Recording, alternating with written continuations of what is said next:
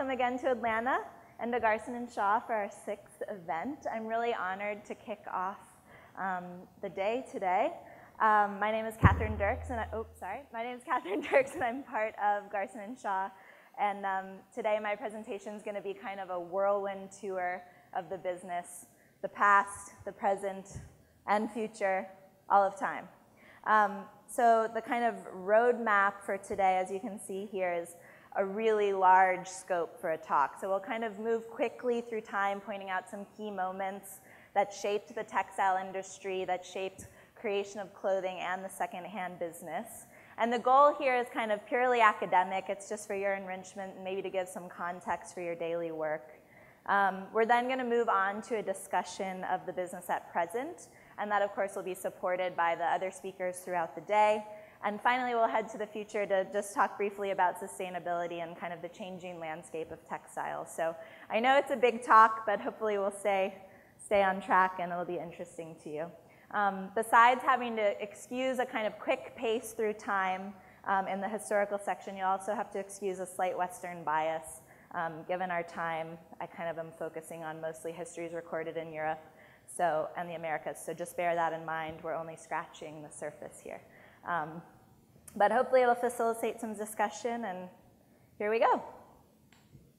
So let's start at the very beginning, which is a good place to start, with a question.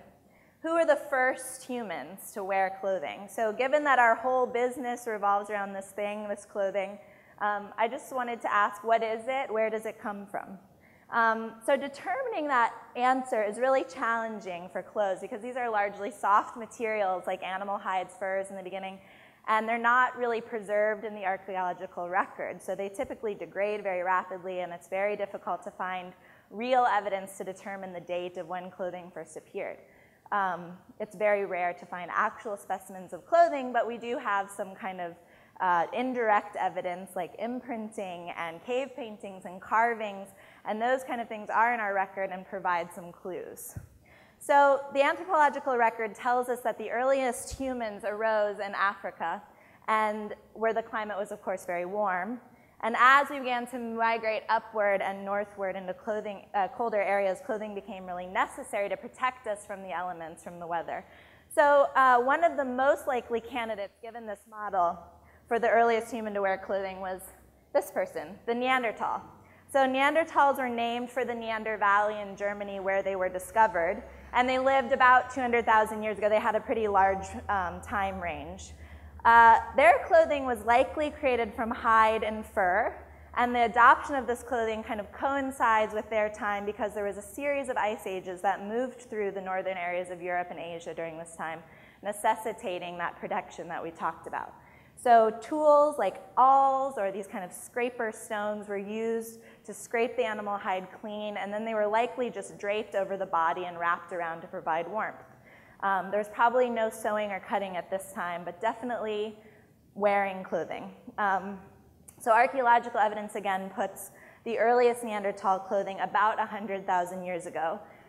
But more recently, there's been kind of a clever way, given that we don't have much direct evidence of clothing, there's been this clever way to sort of tell that clothing may have been slightly older than what we first thought. And that's using these guys.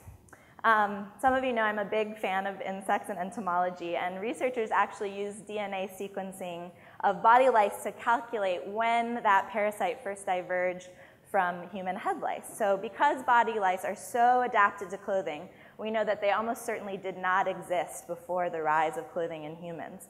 So these findings reveal that our ancestors were likely wearing clothing 170,000 years ago. Now this is really long after humans lost their body hair, given the research on genetics and that kind of thing. So that would have happened about 1 million years ago. So we know that, interestingly, humans were able to survive for thousands of years in Africa without clothing and little body hair. And it was only when they started to really develop that clothing that it made it possible for them to migrate northward into colder climates. So that was a very big moment for us in the history of humans. So moving forward in time, we really have an explosion of creativity that shapes clothing the way we know it today. So that would be more complex tool use, which comes along with more complex clothing. So around 38,000 BCE, we see the first evidence of bone needles, which are pictured here. And these were probably used to kind of cut and sew and fit clothing more tightly to the body, and that's a big moment. That also kind of tells us that folks likely had a good food supply, some time. They were probably, a little bit more comfortable living so that they could have time to do things like sew. We also see early dyed flax fibers about 36,000 BCE, so we can infer that clothing was now moving beyond functionality and into kind of decoration. So colored clothing was used during this time. And we also have our first evidence of weaving. And again, this is an example of indirect fossil evidence. These are impressions in hard clay that were found, I believe, in the Czech Republic and date to about 27,000 years ago. So we have the idea that people do have this kind of weaving tradition, are likely food secure, are likely having some time to do work on their cultural activities. Also, in this time, just slightly later, Venus figurines appear, and these are depicted with clothing. So again, indirect evidence that humans were wearing clothing, at least for special occasions. We see belts, we see hats, we see caps, fitted clothing again on these people. So based around this evidence, we can infer that people at this time were able to sew and cut, to dye fabric, and we have the first close-fitting clothing that looks similar maybe to what we wear today. So again, so far, the evidence is all this indirect evidence. It's very spotty because this clothing has decayed and it didn't survive from this time.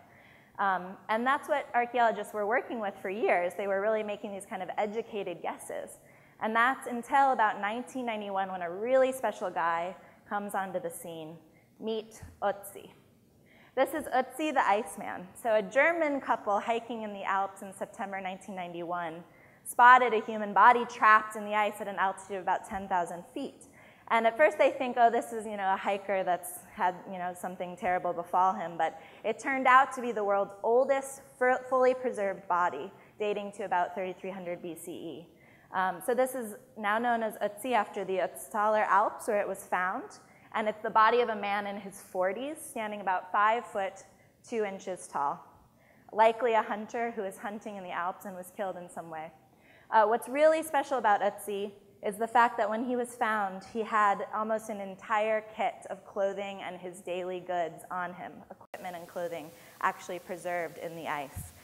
Most ancient bodies are found in tombs or in their graves, where they're often buried with special clothing, celebratory clothing, funereal clothing, and special objects for the afterlife. So this is one of the first examples from this time where we found someone with just their daily stuff, just their jeans and t-shirt kind of stuff on them. So these kind of objects are really important to the archaeological record, and I'll just show you a few of his possessions.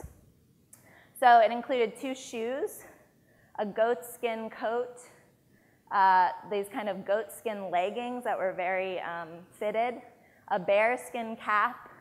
We had kind of a loincloth here, and then this grass mat, which people have debated. They think it's actually his raincoat, that he wore it kind of over his head as rain protection. So these are really important discoveries and tell us a lot about what folks are wearing and what clothing way back when would have looked like. So this is truly your vintage stuff here. So moving beyond furs and hides, I just wanted to do a quick timeline here. The first actual textile is likely something like a felt created by matting and kind of binding, condensing fibers together, either flax fibers or wool hair from animals. And then again, weaving fibers into cloth becomes really important as an innovation with the beginnings of agriculture, when food was around, when you could have time to kind of experiment on these creative endeavors. And that kind of indicates a rise of culture. So our earliest example of woven cloth comes from Turkey. It was a little piece of kind of a linen. And then a few more important dates, like the cotton starting to be cultivated 3000 BCE. They think it was likely cultivated simultaneously in several locations near where Pakistan is today, West India, and possibly the Americas around this time. So cotton has been around for a really long time. And also the Chinese beginning to cultivate the silkworm, developing looms to weave silk cloth. So how about ancient textile recycling? Clothes making for most of history, as you can tell, was a really time-consuming and difficult task. I mean, imagine having to hunt a mammoth for your leggings. You know, the construction was highly skilled, it was really intensive, and so sharing clothing among prehistoric humans was likely just a matter of course. I mean, if you didn't have very much clothing and it was difficult to make, that stuff would have been really highly valued, very different than the fast fashion we see today, really highly valued. Strong social bonds would have meant that people were almost definitely sharing these valuable goods among each other, and wearable clothes would never have been discarded, but passed along and used for as long as possible. But we do have some true examples of rag recycling. This comes from a little bit later, a Roman doll from about 100 to 500 Common Era, and this is found stuffed with old textile rags and old papyrus and housed at the British Museum. So this may be one of our earliest examples of reusing rags. So now we're going to jump ahead again in time to the late Middle Ages and kind of the Renaissance. Early accounts of real robust secondhand clothing markets are difficult to find, especially prior to improvements in communications like newspapers, literacy, even photographs. So we don't know much about what was going on the ground level, but we do have some records from the very wealthy because, of course, history is often the record of those that can, you know, the victors and the people that can afford to have their histories recorded.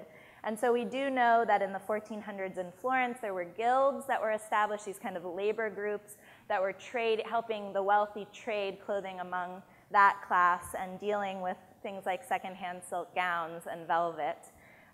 It's likely that used clothes was moving through society because in the Elizabethan era in England, we actually have a set of laws that get put on the books barring feudal masters or the upper class from sending their clothes to the lower class. So they were barring lower class servants from re-wearing the same clothes that their aristocratic masters were wearing. These were known as sumptuary laws and really put a damper on the trade.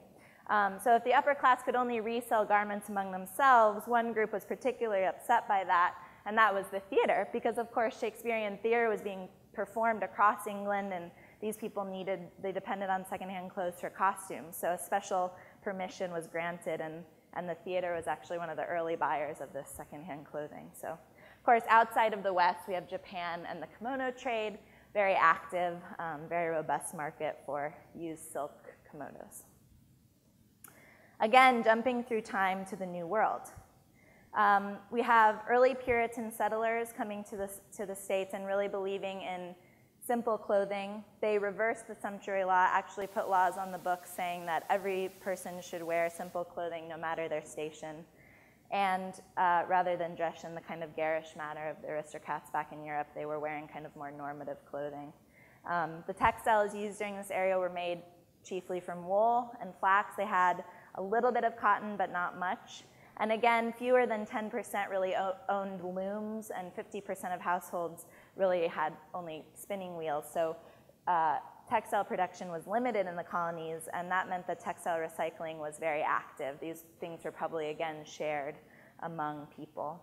And it was a business, too. Later, we have the Rittenhouse Mill in Philadelphia, which was recycling rags into paper as far back as 1690, making it the oldest known recycling center in the US.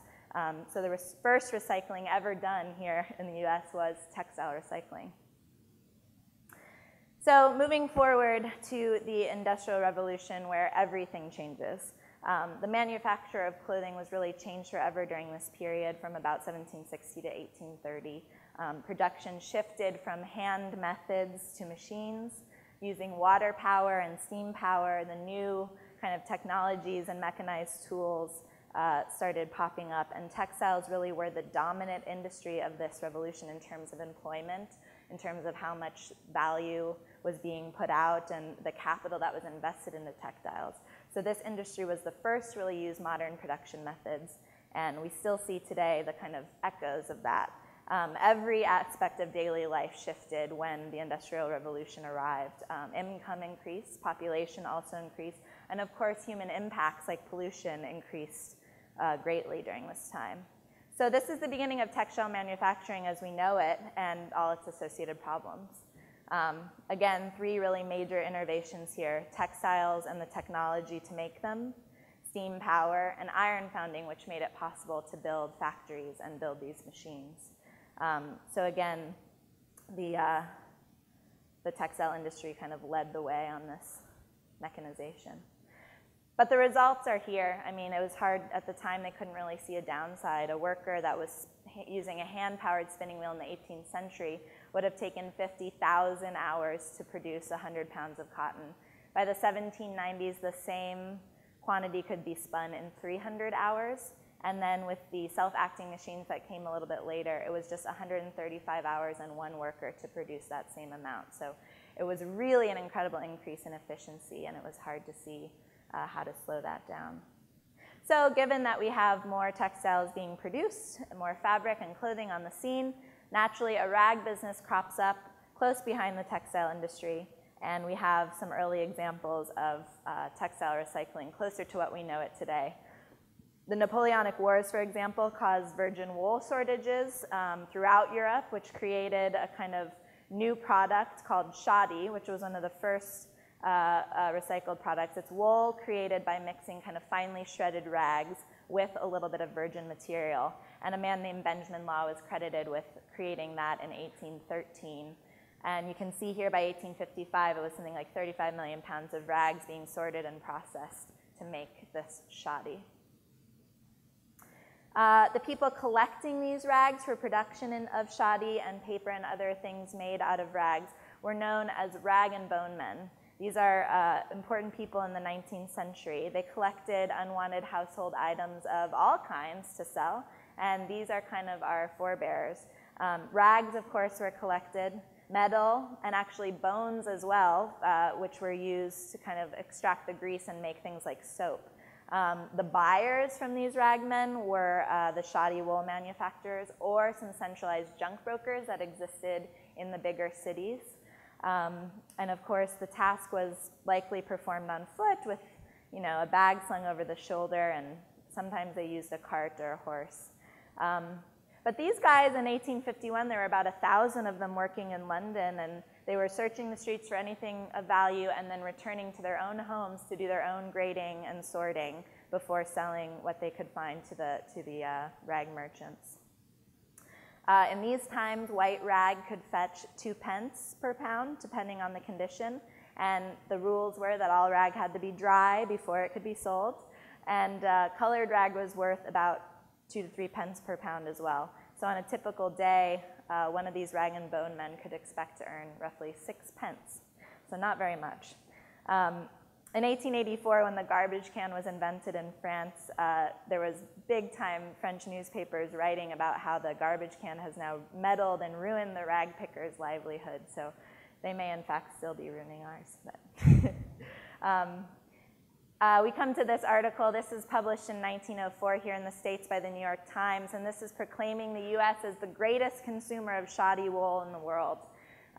Cities like New York also had these rag and bone men. It was really taking off. It was, a big business, lots of people involved.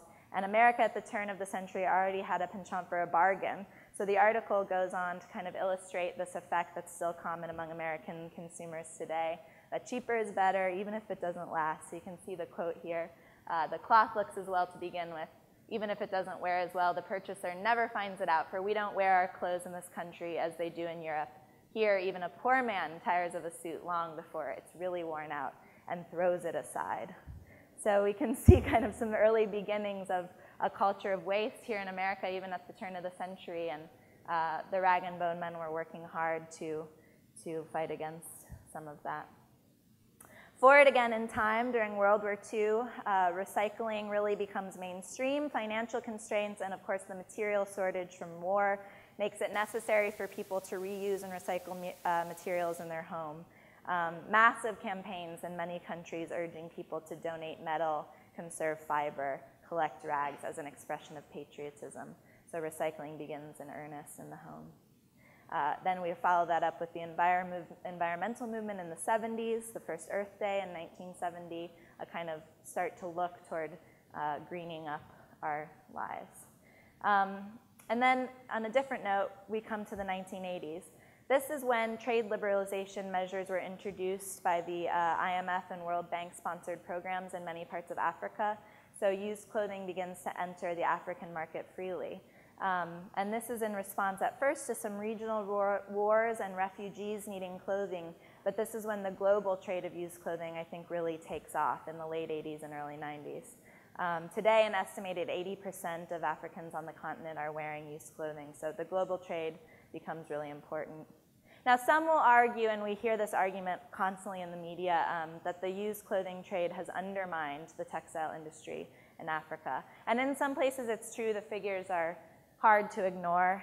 In the mid-1980s, Kenya's textile industry employed about 30% of the national labor force and was the fourth largest contributor to the GDP.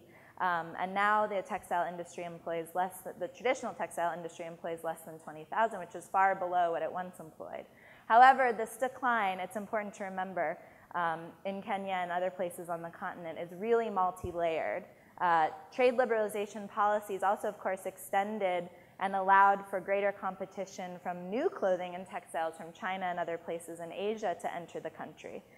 At the same time, there was a drought in the mid-90s, and there was a lot of mismanagement and corruption in the local cotton boards, and this kind of all combined to push the industry toward collapse. So this kind of 1980s liberalization sweeps across the globe, and clothing and trade of all kinds becomes a global industry, so it's important to remember that. 1990s, and we have the emergence of fast fashion. That industrial revolution that started in the 18th century really comes full circle in the 20th. Brands like Zara and H&M begin to grow. They launched this concept of producing very cheap, very disposable clothing designed to mimic the latest trends and then be worn a few times and discarded. This infographic I find really interesting. It comes from a designer, Sandra Negron, and it shows kind of the increase of fashion good purchases over the last 50 years in the United States, as well as what we were spending. So you can see in the 1960s, we had few clothes and we're spending quite a large percent of our income on clothing. Over time, the amount of clothing we buy grows and grows. Meanwhile, the percent of income that we're spending on clothing shrinks and shrinks over that period. So that's a really kind of interesting trend over time, and we see in the 90s and the 2000s that that's become the norm, really. You can also see down here percent of clothing that is made in the USA is shrinking drastically from 95% down to just 3.5% in 2010. Of course, that comes with this graph that we know very well. Only 15% of what we're discarding is really being reclaimed. So the amount of clothing growing, the amount of waste growing, the kind of fast fashion model where we're discarding a lot of clothing, and yet still our reclamation rates are pretty paltry. So on that point, let's look at some of the environmental impacts we've seen as kind of an echo from that textile industrial revolution. Environmentally, the picture is pretty bleak at this point. We know that the carbon footprint of the textile industry is 1 trillion kilowatt hours used every year.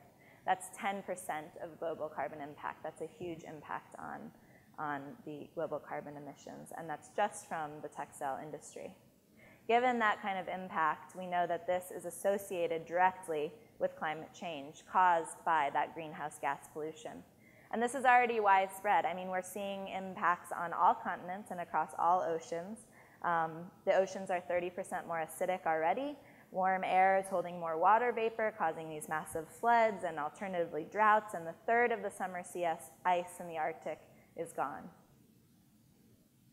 This is a really interesting graph. This is the Stern report, which is an economist formerly at World Bank, and he was commissioned to do an economic study of climate change and produced a graph like this, which I think is really neat. The color kind of tells the tale. So as you move across warming temperatures and the color changes from light to dark, you get worse and worse effects in all of these various categories: rising intensity of storms, species extinction, falling crop yields, sea level rise threatening major cities. So moving through temperature is making things worse and worse in all of these categories. The damage grows as you move from left to right on this graph. Now this is a little misleading because of course all these phenomena are connected, so there should be kind of a crisscross of arrows, but this just makes it a little bit easier to see. It gives us some idea. So this is where we are now in terms of global temperature rise since the Industrial Revolution. We have already warmed the planet 0.8 degrees C. So of course, we're already seeing some effects that are illustrated here, especially since, for the coral reefs there, you can see is a big one. So what we're seeing right now, this is a result probably of what we admitted in the late 1970s. So the idea is that there's a roughly 30-year lag between what comes out of our tailpipes and our smokestacks and then with the warming it causes. So the line here is what we can expect to see for sure, given the carbon that we've already released since the effects of that first line. This is about 1.4 to 1.8 degrees warming. And this is, again, what we are already going to see given what we've released. And this makes climate change a really difficult issue. So as humans, we're wired to respond to really direct threats, to bears and bad stuff happening in the now, direct physical threats. We've been honed by evolution to do this. We respond really well to immediate enemies, and we don't do really well when you start talking about parts per million or parts per billion. I don't think anybody's pulse in this room is going too fast right now. Maybe Matthias's. But you have to kind of think your way through this, and that's the challenge of climate change. So people pretty much agree that 2 degrees warming is an upper limit for what we can sustain. This is kind of thinking, and some people are now saying that it's actually less than that, a point of no return, where we can't reverse these effects, and positive feedback will start, and we won't be able to change this. And really, there's not much room between 2 degrees C and what we've already committed to.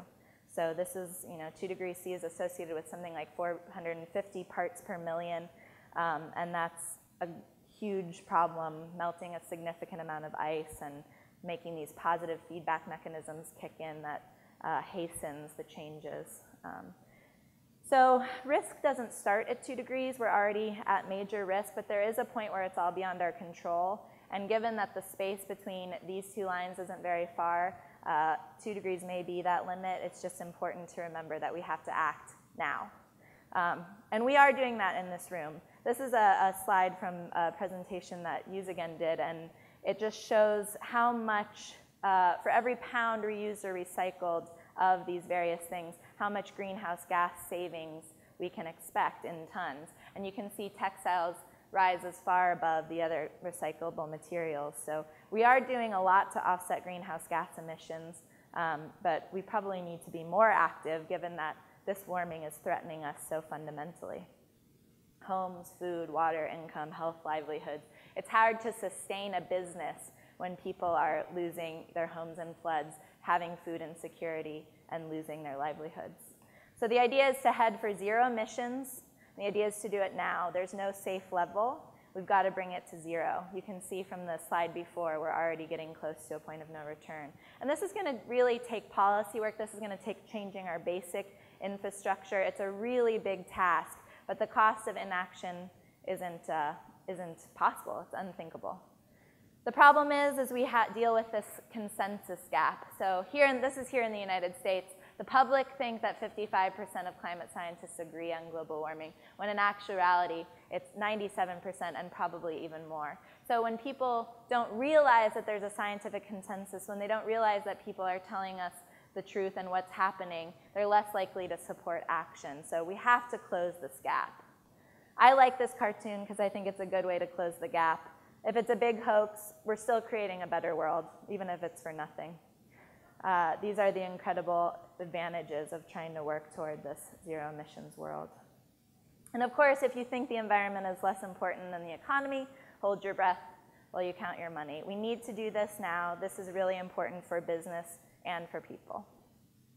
And renewable energy is an option. We know that half the new electricity that was coming in 2012 was from renewables, and we have tremendous opportunities to advance our technology. Because when will we exhaust fossil fuels? A lot of people will say that, oh, the science will come when we run out of fossil fuels to use for power. But the problem is we might not ever exhaust fossil fuels. We have all these options. People every day are putting more and more money trying to find more and more difficult, more environmentally unstable ways to extract fossil fuels and release them into the atmosphere. The most recent one you might have read is methane hydrate, which is actually under sea ice. And I just think that at this point, even if there is years and years of fossil fuels left, the problem is that when you burn this stuff, still more and more carbon emissions are going into the atmosphere and still changing our warming. So it's really important that we do renewables right now. We can't wait. So this brings us to the secondhand clothing industry today. Whew. We just did 200,000 years of history, so take a deep breath. Doctor Who's got nothing on us. So the used textile industry today is in demand. 70% of the world's population wears used clothing. We've heard that number before.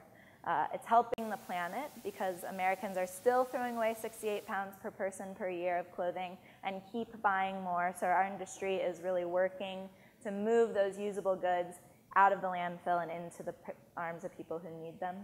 And then creating jobs, of course. Recycling and reuse companies employ 85 times more people on a per ton basis than waste removal companies, and we're creating jobs at every level, from the people in this room to the people who are selling clothes in the market to the seamstresses who are supporting the people selling clothes in the market. As Lisa said earlier, we've definitely had a few bumps this year, and we'll just look at a couple reasons why. We saw conflict in Ukraine. Economic output for Ukraine, Ukraine's war with Russian-backed separatists in the eastern part of the country has really created an economic disaster. The economy's in shambles, and it's really too bad because that Ukraine and Russia have really historically been an important market for secondhand clothing. Not only do they buy high quality, but they also buy a lot of winter goods. So right now, people just simply don't have the money to buy supply. You can see the economic output has dropped 6.5% for Ukraine. And then, of course, the Russian ruble at its lowest point was devalued by 45%. And this is also due to the fall in oil prices, Russia's main export. But this has been a big problem for our business, and we hope that stability returns soon. At the same time, the euro is in free fall. Exporting goods out of the US becomes a real problem. We know that euro is closing in on parity with the dollar, which could happen in a matter of weeks rather than months or years, as was originally predicted. And when there's a stronger dollar and a weaker euro, exporting goods is an issue. Folks just can't afford to buy it as easily as they could before. So this has also been a challenge, and like Lisa said, our European office knows it well. At the same time, many African currencies are linked to the euro, so the same problems apply. We're having some trouble selling to this place that in the past has bought really a bulk of US clothing. I know that for some collectors and collection companies, 80% of total collections are sent to Africa, so that's an issue. The market's really important to keep goods moving, and when it's a problem, it's an issue. But again, as Lisa was saying earlier, don't lose hope. We've seen these kind of speed bumps before. Just a couple of examples: a ruble collapse in 98, 99. In 2002, when Mexico became blockaded and the sale of used clothing was halted, supply was piling up. Eventually, these restrictions were lifted and business as usual resumes. So our bubble may have burst, but that's, again, to be expected. The final consumer can really only pay so much, and that means our prices often have a high end in a given economy. So if graders stop or slow down, demand falls, the price falls. And the people in this room know that these kind of things happen, the markets go up and down. So we're happy that the serious traders remain, and they will stick to the developing markets and ride out these tough years. The good news is our problems lie mostly with economic and political unrest. At the heart of it, there is still people who demand used clothing, this high quality clothing, and they get great use and great benefit from it. So the demand, I think, is only likely to grow given this graphic, which shows populations in a lot of our important markets like Africa and Asia, Latin America, growing. Africa's population is actually expected to double by 2050. So demand for used clothing will likely only increase. We know that currently there are 51,000 loads going to Africa from around the world, and it represents 38% of the market. So this is important as Africa grows, that its demand will still likely be high. In the meantime, again, as I said, we're creating jobs around the world. Domestically, we're employing a lot of people. In foreign countries, thousands of merchants are able to provide for their families by obtaining and selling secondhand clothing. So more jobs will be created as our business grows. This is just a small slide that I put together of some examples of the people who are benefiting from used clothing in various places. The secondhand clothes business helps me provide for my family, provide education for my kids, being able to buy land. This is Monique from DRC. The used clothing, this is a really interesting one. This person was allowed to go to a Master's of Business Management and get a higher education diploma because of used clothing. This is a person in Cote d'Ivoire, Caesar. And he also makes donations to orphanages and shelter for children in need with the money he earns from used clothing. And then, of course, there's always this one, supporting her family, but also falling in love. She met her husband because they both were selling used clothes in the same market. So you can see there's great benefits to people.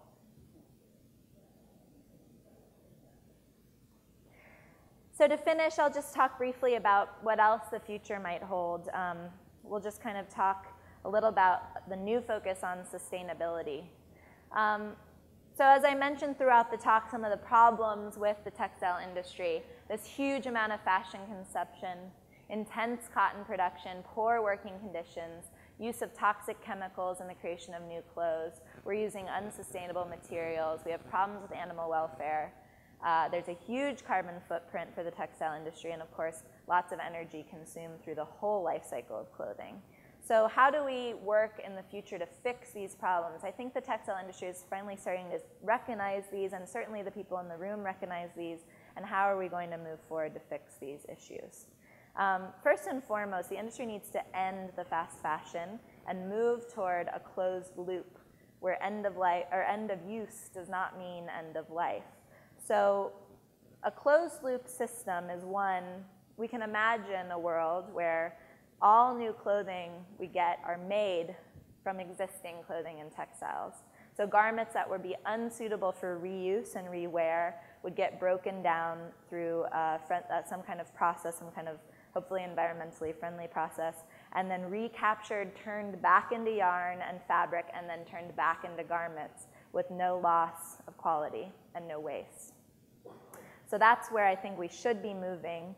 And what this would mean, of course, is that in the case of things like synthetics that are made from petroleum, we would not need oil to make them new. And of course, in the case of cotton, you can think of the billions of gallons of water and toxic chemicals that are saved and kept out of the environment. So the technology to come should be one that represents this next generation of recycling, this closed loop or circular textile model. There are a lot of current hurdles to come over. We have to, figure out how to actually do this. But the ability to produce a fiber with the same quality that we can produce from virgin material would be really wonderful. The reason it's taking so long is because if you check most of your labels in this room, you'll know that you're wearing probably a blend of fiber materials, like a poly cotton blend. That's really common. And this is a great challenge for recyclers, for textile recycling, which is finding a way to separate those fibers and reuse them. So something that's 99% cotton and 1% spandex likely couldn't, at this time, be completely separated and remade into a new garment.